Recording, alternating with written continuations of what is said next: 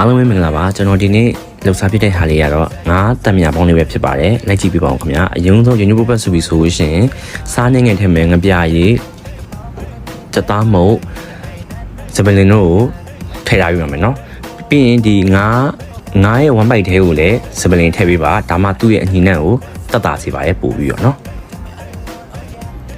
ကဲဒါသူ့ကိုကျွန်တော်မိနစ်20လောက်ပြုတ်ထားရမယ်နော်ဒါလေးကငရုတ်သီးစိမ်းစက်သွန်ဖြူလေးတွေကိုကျွန်တော်ရောကြိတ်ပေးထားမယ်နော်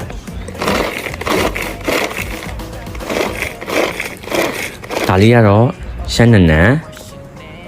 မင်းတို့ကိုပပလေးလီးပြီးတော့နုံလေးလီးပြထားပြီးတော့နော်